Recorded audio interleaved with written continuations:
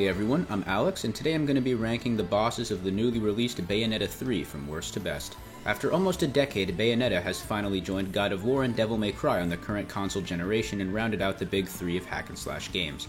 The Bayonetta series is home to some of the coolest enemy designs in video game history, the best time-slow system around, and of course a hefty dose of bosses. While these have historically been a balanced diet of demons and residents of Paradiso, this third entry introduces a new foe in the form of homunculi. Nope, not the circus attraction mutant babies you're probably imagining, but rather enormous turquoise and white bio-androids. As always, some are good, some are bad, and I'm here to arbit which are which. Before that, let's set some quick ground rules. 1. Deciding what counts as a boss in this game is practically impossible. Some enemies have health bars and intro cutscenes, some seem like bosses but reappear later, so on and so forth. I opted to use the rule of only counting bosses who are unique to one encounter, so no cumulonimbus and such. Secondly, it's hard to find a lot of this game's soundtrack, especially so soon after release, so for some segments the background music will just be random stuff from the Devil May Cry games. Devil May Cry is basically the cousin of the Bayonetta games and even had the same dude at the helm, so I think it's fair game. Well, that and Devil May Cry 3 just has one of the best soundtracks of all time and I just like listening to it. With that aside, let's get into it.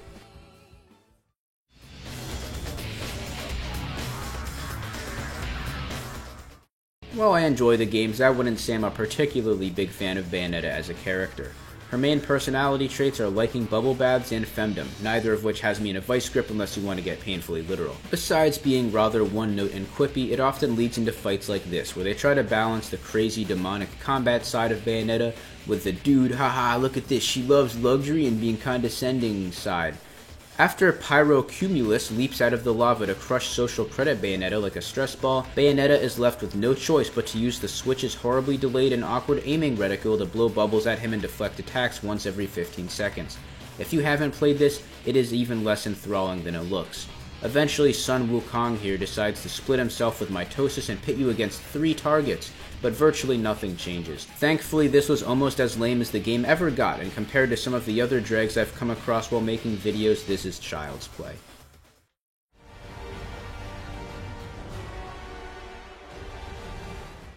This game has 2 fights like this where you control Gamora fighting game style against another massive foe. It's a lot like the fight with Charlie Touchdown from No More Heroes 2, if it was even slower and devoid of bizarre Suda51 charm.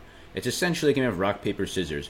Bite when he blocks, swipe when he bites, and block when he swipes. Do this for a mind-numbing amount of time and the show's over. I gave this fight the worst marks of the 2 because at least while fighting Arch-Iridescent you're figuring stuff out and could conceivably derive fun from that.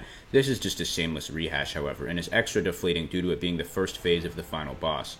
Watching the animations for this fight is maddening. I feel like someone added an extra 0 somewhere on the animation timers on accident. This only beats out Arch Pyrocumulus because it looks cooler. In terms of excruciating monotony, I literally could not point to a boss more dull than this in all of gaming, save for the Sorrow from MGS3. Feel free to point me to any other contenders down below.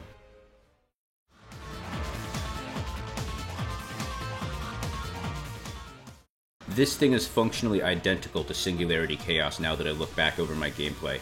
This tiresome drivel is beneath my contempt.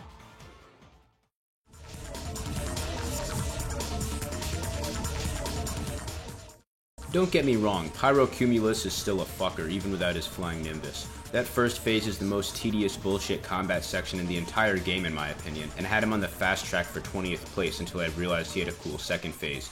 You pretty much can't hit him unless you trigger Witch Time, and even then he's usually out of range after one hit at best. That's like a normal wall boss, but you can't even walk up to hit him. What a crock of shit. You can send demon slaves his way, but 9 times out of 10 he'll just pimp slap you before you can do all that much. It's absurd, even more so due to the dialogue line from Bayonetta suggesting this was an intentional choice on the developer's part. What on earth were they thinking? Did someone seriously playtest this and indicate it was fun? These guys need to stop jerking off the devs and to speak up when something is an atrocious failure. I suppose this is why character action games still have platforming challenges for some baffling reason. Thankfully, this nasty ordeal is followed up by a kick-ass segment on the Demon Train from Hell, which is awesome. I really like those arcade games where you're like in a Jeep in bullet time shooting circles on dinosaurs or Terminators or whatever, and this is like an evolution of that. As I said earlier though, if not for this refreshing second phase, the lingering odor of horseshit left behind by the first phase would be well enough to languish in last place.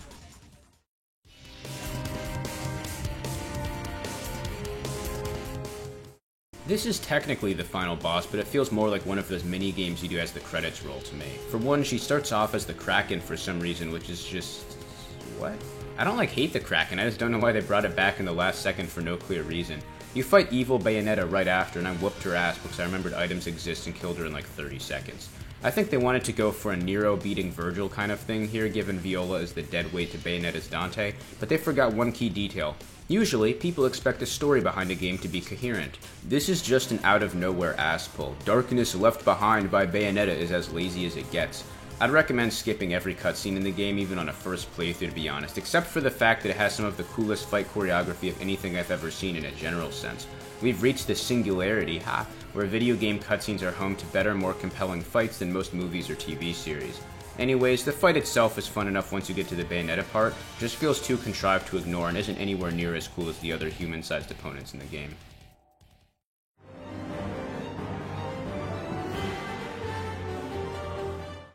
This fight is mechanically sound for the most part, but my main issue with it is its placement in the game. At this point, you basically have dumped all your witch hearts into Bayonetta's health pool, so Viola is hanging on by a string after every early game combat encounter, doubly so when you're still learning the ropes of her playstyle. I just don't think players are well enough equipped in terms of upgrades or familiarity to take on Strider here. I got my ass handed to me on repeat for a while until deciding to fight more defensively and almost exclusively attacking during witch time. That did the trick, and it was enjoyable enough once it clicked, but I think this would have worked way better if Bayonetta and Viola shared a health and magic meter between the two of them. All said and done, the Strider fights are some of the coolest parts of this game, serving as the obligatory rival, just as Jean and Lumen Sage have been in past titles. I just don't get why Luca turns into him. Did I miss something, or is it seriously just chalked down to multiverse craziness? I think coincidentally this was when I realized the plot didn't matter at all and I stopped following it, so that could be to blame also.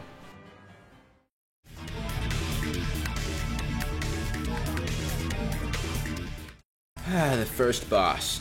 This is where I'd say I start generally liking the boss fights. While meant to be a tutorial for the new Demon Slave mechanic for the most part, it's still entertaining enough to fly on its own merit, and that first phase where you're trying to knock his grappling tentacles off was a solid introduction.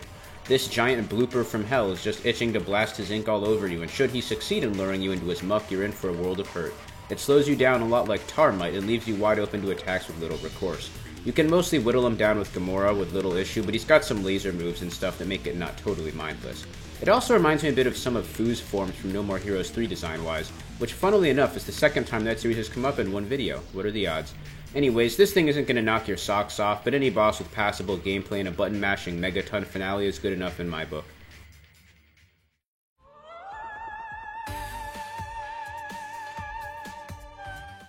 I can see placing this fight as high as I did being somewhat controversial. It's a gimmick fight with no real combat, as many of these End of Saga bosses seem to be for whatever reason. However, I actually have a soft spot for rhythm games, which this happens to be more or less emulating, so I enjoyed it as a minigame of sorts. Whoever floated the idea of, dude, what if Ball turned into an opera singer and used her voice to kill mind control bugs? Bless your heart, you're one of the good ones.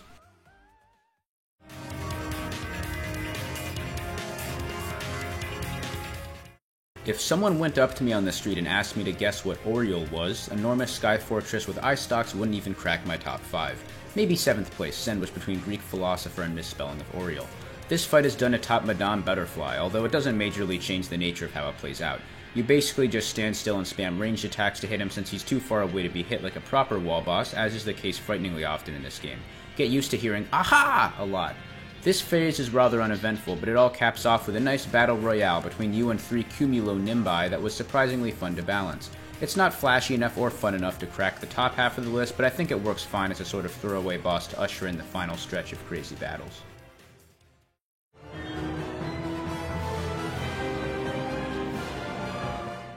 This third fight with Strider, again playing as Viola, was similar to the last one in many regards. His attack pool is largely the same other than a new move where he teleports you into a pocket dimension for a few seconds, and the strategy to taking him down is similar. That said, it only served to convince me further of my earlier thoughts on the second fight coming a smidge too early. I had plenty of fun with this fight and thought it was cool that it took place right on the Champs-Élysées, considering I've been there a handful of times. It's my family's country of origin, believe it or not, bit of trivia there. If any of you fine viewers happen to be French, I stayed at the Claridge across from the Five Guys. Nice place. As for the fight, it's awesome. This is where stuff gets really good in my opinion. The music is fantastic. This is genuinely one of the best songs I've heard in a game in a while, and I made a special exception to my mostly featuring Devil May Cry music thing to showcase it here. Another video, another debt ode to Y2 Mate. The final QTE bit has a whopping 3 gigaton button mashing segments in a row, which caught me off guard but looked cool as hell. All in all, a very solid showing, and while the gameplay isn't my absolute favorite in the game, it was still badass.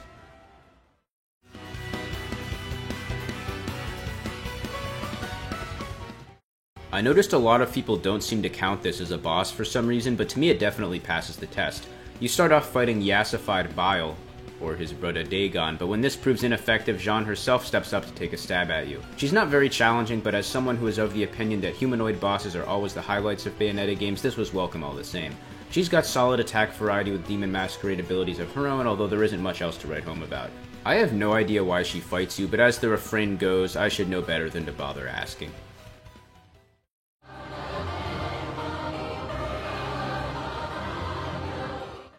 The Singularity is a weird villain. I have no idea what his motive was or what his goal was, other than destroying a lot of the universes for some reason. Honestly, he kinda sucks.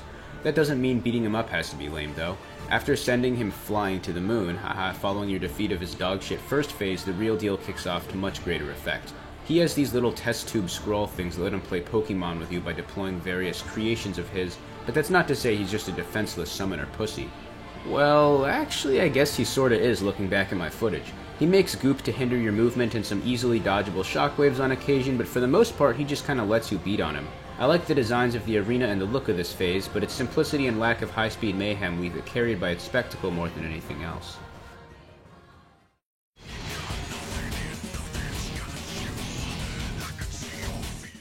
These twin Chucklenuts are sort of an unusual case. You fight one member of the duo on your side of the scale while Jeanne handles the other half. The bewitchment I got at the end of this section and some dialogue Bayonetta has implies that there's some kind of mechanic at play here regarding the weight, but I was never informed on it in any way. Total mystery, guess I'll never know what the deal was with that. The word of the day here is lasers, which is fine by me, love them as I do. Once in a while they'll leapfrog over to switch scales and pit you against the other one, which is a neat mechanic even if they're not terribly different to fight in practice. This fight isn't on the level of some of the higher ones in terms of fun, but the cool idea for the arena and some nice flashy attacks mark these goons down for upper mid-tier.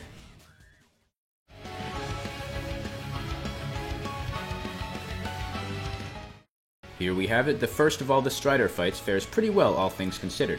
This first encounter, of course, has the benefit of freshness to it and a lot more cinematic flair than most of the other appearances consequently. Fighting on walls is cool as hell, and I feel like his attacks in this first fight are a lot more varied for some reason, not sure if it's just me imagining things though. I think Strider as a whole benefits from looking drastically different from most other bosses too, since it makes him stand out much more as a memorable boss design-wise. Cool cutscene fight after you win in that office building also. Not part of the fight, but I was digging it.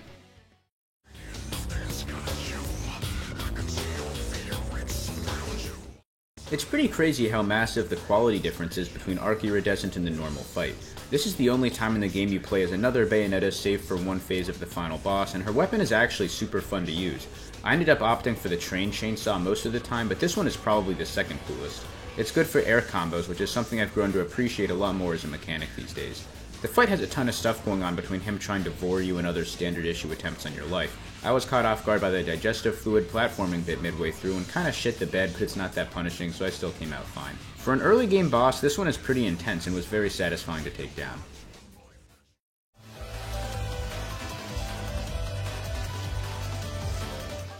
This is another instance of a rare humanoid fight, this time against yourself but French and with a knack for magic tricks. As is always the case, it's much easier to read attacks from human combatants, so dodging feels a lot more deliberate and rewarding when you pull it off. She's got a solidly large moveset aided by Demon Masquerade abilities like a stomach laser and, in the second phase, flight. All the moves are pretty fair and it just feels balanced well, other than maybe not hitting hard enough. One of the best fights gameplay-wise, but dwarfed by others in terms of spectacle.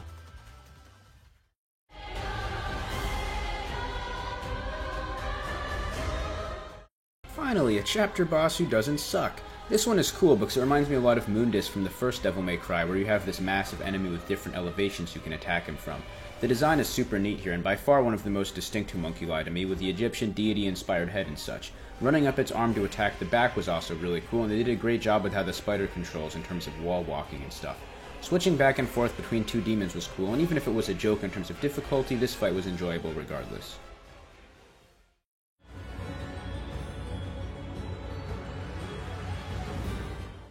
This fight is nuts. It's the culmination of all the crazy multiverse stuff bundled into one elaborate fight with enough phase changes to make a JRPG boss proud. The first phase is the least interesting because you had a taste of it in the tutorial, although you probably had no idea what was really going on at the time, so it's not totally the same. He loves sending out a clone of himself, which is mildly irritating at times but also leaves him open to double damage if you position yourself well, so it's an interesting trade-off. The main pull of this fight is the stuff like Bayo 1 and 2 showing up to take over after Bayo 3 gets fucked up from Phase 1. I guess the games all taking place in different universes sorta adds up. Bayo 3 was way too comfortable using Gamora to be Bayo 2 at any rate. I've never actually played Bayonetta 1, just 2 and 3, so it was kinda cool getting a taste of the original, which I have yet to experience in full. The phase where they all combine into one person doesn't make all that much sense, but is cool as hell, so I'm not knocking it. The finale where Luca masters his transformation is great as well, and sends everything out nicely. The only gripes I have is that 1, I hate phases where you're scripted to get knocked around by bosses, and this fight has a rather drawn out one, although it's not nearly boring enough to offset all the good stuff. My other complaint is that the designs for the enemies in Bayo 3 are a lot less distinct than the ones from past games, and the Angels are still the coolest looking faction by a mile, so the Singularity isn't nearly as iconic as some other final bosses. That said, it works well enough and is still a memorable send-off by virtue of the gameplay.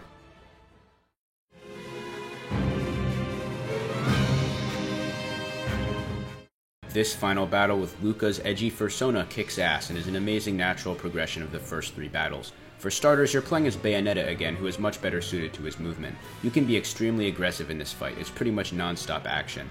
There's a second phase where he becomes all shadowy for some reason, which is not terribly different than the first phase, but cool nonetheless. I also admittedly like fights where there's dialogue going on as you fight. I don't think it's particularly enthralling stuff, and I don't really know what he's even talking about, but it works fine. All in all, an awesome penultimate boss that, in my opinion, slightly eclipsed the finale.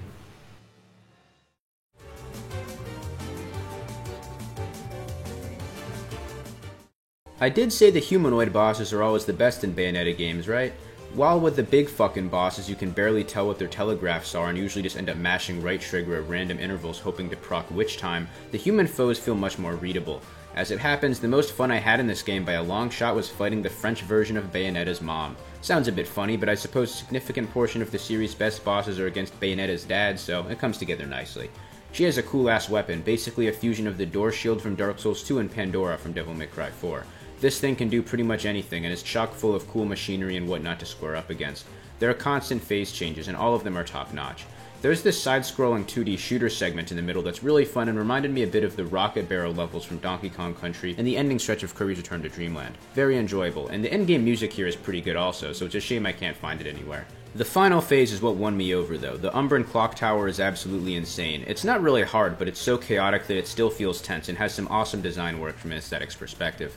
This fight is proof that not every battle needs to be against a behemoth to be cool, and was the high point of the game to me.